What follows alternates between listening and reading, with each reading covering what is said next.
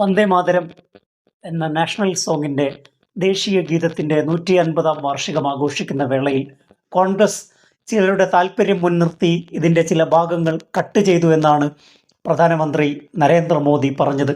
വാസ്തവത്തിൽ ബീഫ് പോലെ, ജയ് ശ്രീറാം പോലെ വന്ദേ മാതരവും രാജ്യത്തെ വിഭജിക്കാനുള്ള ആയുധമായിട്ടാണ് സംഘപരിവാർ ശക്തികൾ ഉപയോഗിക്കുന്നത്.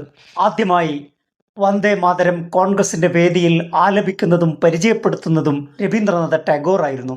ദേശീയ സമരത്തിന്റെ ആവിർഭാവഘട്ടത്തിൽ ഇന്ത്യയെ പ്രചോദിപ്പിച്ച വരികളായിരുന്നു വന്ദേ മാതരത്തിൻ്റെത്. ബങ്കിം ചന്ദ്ര ഉപാധ്യായയുടെ ആനന്ദമഠം എന്ന നോവലിലാണ് ഈ ഗീതം ചേർത്തിരിക്കുന്നത്. കൽക്കട്ടയുടെ പശ്ചാത്തലത്തിൽ എഴുതിയ ഈ നോവൽ, അതിൻ്റെ പ്രമേയം വളരെ വിവാദവും വർഗീയ ഉള്ളടക്കവും ഉള്ളതാണ്.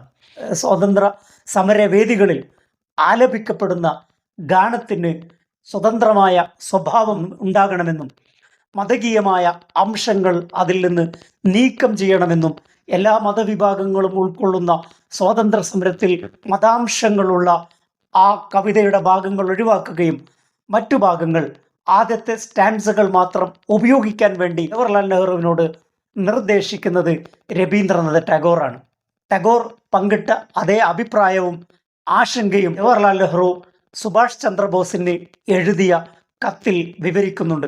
ദുർഗാദേവിയെ വിളിച്ചുകൊണ്ട് തുമി വിദ്യ തുടങ്ങിയ വളരെ പ്രധാനപ്പെട്ട വിഷയങ്ങൾ അതിൽ പ്രതിപാദിക്കുകയും മതാംശങ്ങളും മതബിംബങ്ങളും ഉൾക്കൊള്ളുന്ന ഒരു കവിത ഇന്ത്യയുടെ പൊതുവായ വേദികളിൽ ആലപിക്കുന്നത് അനുചിതമാകുമെന്ന് ടാഗോറും സുഭാഷ് ചന്ദ്രബോസും ജവഹർലാൽ നെഹ്റുവും കാണുകയായിരുന്നു. വന്ദേ മാതരം നാഷണൽ സോങ്ങായി, ദേശീയ ഗീതമായി അംഗീകരിക്കപ്പെട്ടപ്പോഴും ഒരിക്കലും ഫണ്ടമെന്റൽ ഡ്യൂട്ടിയിൽ ദേശീയ ഗീതം ഭരണഘടനാപരമായി ഉൾച്ചേർന്നിട്ടില്ല.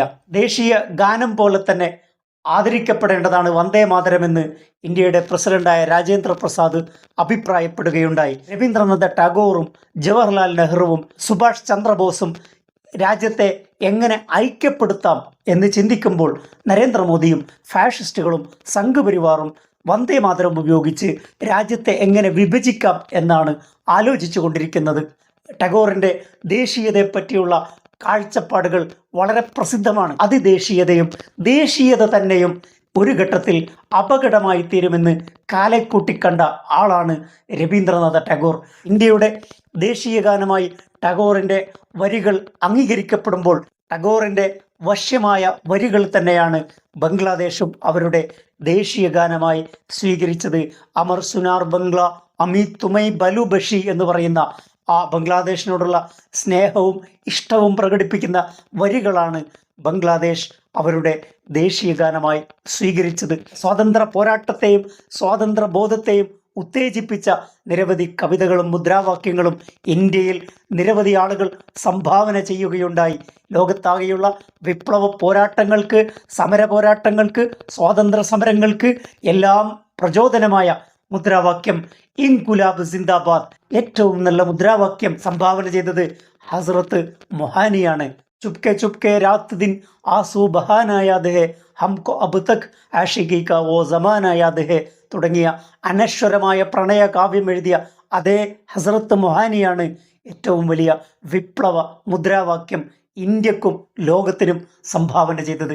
ഇന്ത്യയുടെ അഖണ്ഡതയും ദേശീയതയും ഇന്ത്യയുടെ എല്ലാ മുദ്രകളും മുദ്രണങ്ങളും പേറുന്ന ഏറ്റവും വശ്യമായ കവിത സരേ ജഹാൻ സെ അച്ച ഹിന്ദുസ്ഥാൻ ഹമാര. ലോകത്തെ ഏറ്റവും നല്ല സ്ഥലം ഹിന്ദുസ്ഥാനാണ്. ആർഷഭാരത സംസ്കാരത്തിൻ്റെ മുഴുവൻ ചേരുവകളുമുള്ള ഹിന്ദുസ്ഥാൻ എന്നുപയോഗിച്ച അല്ലാമ ഇക്ബാലിൻ്റെ കവിത, ആ കവിതയും ഇന്ത്യൻ സ്വാതന്ത്ര്യ സമരത്തെയും ഇന്ത്യയെയും ആകെ പ്രചോദിപ്പിക്കുകയുണ്ടായി. ലതാ മങ്കേഷ്കറിൻ്റെ ശബ്ദത്തിൽ ആ വരികൾ കേൾക്കുമ്പോൾ ഏതൊരു ഇന്ത്യക്കാരനാണ് ഓൾമയിൽ കൊള്ളാത്തത്? ഇന്ത്യയിലെ ആദ്യത്തെ ബഹിരാകാശ യാത്രികൻ ആകാശഗംഗകളെ ഭേദിച്ച് ലക്ഷ്യസ്ഥാനത്തെത്തിയപ്പോൾ അന്നത്തെ പ്രൈം മിനിസ്റ്റർ ആയിരുന്ന ഇന്ദിരാഗാന്ധി അദ്ദേഹത്തോട് ചോദിച്ചു, രാകേഷ് ശർമ്മയോട് ചോദിച്ചു, ഹൗ ഡു യു ഫീൽ, എന്താണ് താങ്കൾക്ക് തോന്നുന്നത്? ആ സമയത്ത് രാകേഷ് ശർമ്മ നൽകിയ മറുപടി സാരേ ജഹാൻ സേ അച്ച ഹിന്ദുസ്ഥാൻ ഹമാര.